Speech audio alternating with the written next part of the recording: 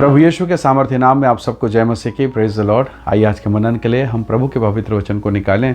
मेरे साथ में प्रभु के वचन को निकालिएगा। भजन संहिता उसका 150 अध्याय और उसका वचन 4 यहाँ लिखा है, डब बजाते और नाचते हुए उसकी स्तुति करो, तार वाले बाजे और बांसुरी बजाते हुए उसकी स्तुति करो। Praise the lord, hallelujah.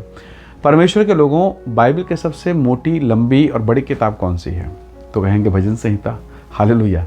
भजन संहिता इसका मतलब भजनों की संहिता, भजनों की ग्रंथावली या भजनों का पुस्तक या भजनों का संग्रह हम कह सकते हैं, भजन संहिता। और भजन संहिता का अधिकांश जो भाग है उसका लिखने वाला दाऊद है। हम उसे राजा दाऊद कहते हैं, पर पहले वो दाऊद है, फिर राजा दाऊद है। हालेलुया। वो छोटा सा लड़का गड़ड़िया जो भेड़ बकरियों को चराया करता था, पर परमेश्वर से बहुत प्रेम करता था, और इतना अधिक प्रेम कि उसके प्रेम करने का तरीका नहीं बदला, आराधना करने का पैटर्न नहीं बदला, वो और डीप और गहरा। याद रखिएगा, यीशु ने कहा जब गहराई में जाल मारते हैं तो बड़ी मछलियाँ आती हैं, और जब आप गहराई में नहीं जाएंगे तो छोटी छोटी मछली रहेंगी। तो जितना आप गहरे में जाएंगे मछलियों का साइज बड़ा होता चला जाता है। Praise the Lord. आत्मिक जीवन में यही नियम है, जब आप गहराई में जाएंगे आप बड़ी ब्लेसिंग को पाते हैं। भजन संहिता का लिखने वाला दाऊद इतने गहराई में था, वो कहता है डब बजाओ, नाचो, स्तुति करो, तार वाले बाजे, बांसुरी उसकी स्तुति, मतलब नाना प्रकार के वाद्य यंत्रों का इस्तेमाल वो करता है और परमेश्वर की महिमा करता है। क्यों? वो परमेश्वर से प्रेम करता है। उसके जीवन को देखिए कितने वो भेड़ बकरी चराने वाला लड़का, इज़राइल का राजा होने के लिए उसका अभिषेक हुआ है, और राजा होकर भी सिंहासन में प्रभुता प्रधानता में रहकर भी उसने परमेश्वर के लिए नाचना गाना बंद नहीं किया, और यही योग्यता है कि वो राजा के सिंहासन तक पहुंचा है। Praise the lord, hallelujah.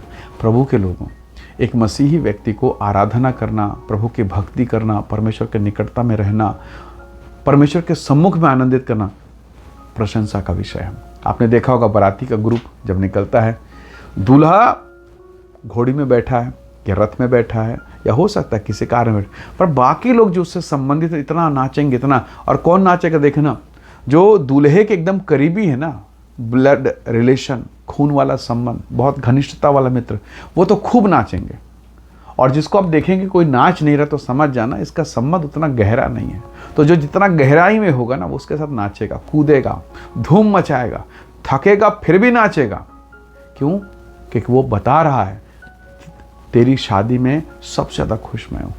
हालांकि शादी में सबसे ज़्यादा दूल्हा खुश है, पर लोग बता रहे हैं हम भी खुश हैं। तो परमेश्वर के लोगों, ये तो एक उदाहरण है, एक घटना है, बस एक समझाने का तरीका है।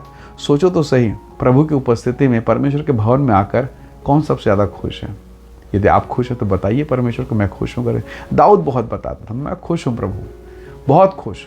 और वो तो इतना आनंदित होकर परमेश्वर की महिमा करते। जरा सोचिए, आपका कोई शत्रु है, आपका कोई दुश्मन है, आपका पड़ोस अड़ोस जो भी रहे, आपके ऑफिस में जहाँ भी रहे, और जब आपका चेहरा उतरा हुआ रहे, एकदम मुरझाया हुआ, रोने का आपका जी हो, वैसा चेहरा देख के आपके शत्रु के मन में क्या होगा?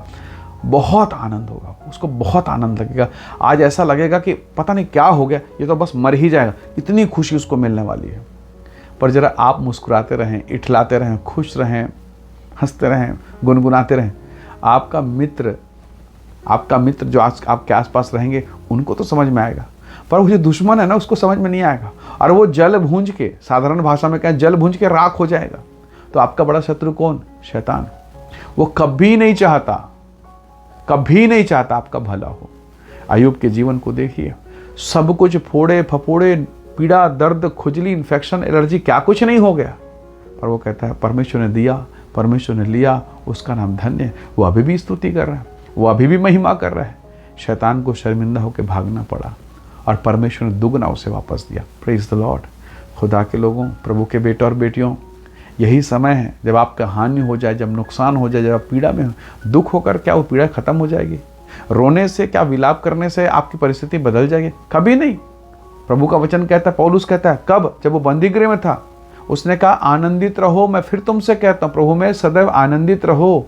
मैं ये नहीं कह रहा हूँ कि आंख बंद करके अंधविश्वास के साथ हम आनंदित रह, नहीं, हम सब चीज़ों को देखें, नफ़ा नुकसान सब कुछ, नेगेटिव पॉजिटिव सब कुछ, उसके बावजूद हम परमेश्वर में आनंदित रहें और धन्यवाद करें। जब आप ये करना सीख जाएंगे, परमेश्वर आपको बहुत आशीष देगा, आपको बड़ी ब्लेसिंग देगा, क्योंकि आशीषें ऐसे ही आती है। Praise the lord, hallelujah. इसलिए प्रभु के वचन को देखिए। दाऊद कहता है, सबसे लंबी किताब उसने लिखी, भजनों की संहिता लिख दी स्तुति और महिमा के लिए। हालेलुया। प्रभु के लोगों, जब आप दुख में, क्लेश में, पीड़ा में आनंदित होंगे, स्वर्ग का परमेश्वर आप पर दया करेगा। उसका स्वभाव है, गहरे जल के ऊपर अंधियारा था पर परमेश्वर का आत्मा मंडलाता था। प्रभु का आत्मा छोड़ा नहीं था। हो सकता है आज आपका जीवन अंधियारा हो, गहराई में, उथल पुथल, बेडौल, सुनसान, पर याद रखें स्वर्ग का परमेश्वर अभी भी आपके ऊपर में है। आप कहेंगे, आप दुआ करेंगे, आप महिमा करेंगे और परमेश्वर का आत्मा काम करना शुरू कर देगा। हालेलुया। इसलिए आंसू, पीड़ा, अकेला, बेडौलपन में घबराइए नहीं, स्वर्ग का परमेश्वर आपके साथ है। आइए दुआ करें, प्रभु की उपस्थिति को मांगें, प्रभु के चमत्कार को मांगें। प्रेमी अनुग्रहकारी स्वर्ग पिता, मेरे प्रिय भाई बहनों पर दया कर, ब्लेस कर, अनुग्रह कर, महिमा और आशीष इनका हिस्सा हो जाए। परमेश्वर के सामर्थ्य इनके भीतर में कार्य करे। प्रभु ब्लेस कर, आशीष दे, और जो वचन इन्होंने सुना है इनके जीवन के लिए, घर परिवार, फैमिली के लिए आशीष का कारण बने। धन्यवाद पिता, प्रार्थना सुनने के लिए प्रभु यीशु के सामर्थ्य नाम से मांगते हैं, आमीन, आमीन। प्रभु आप सबको बहुत ऐसे आशीष दे। परमेश्वर का अनुग्रह आप सबके साथ हो। Praise the Lord. जय मसीह।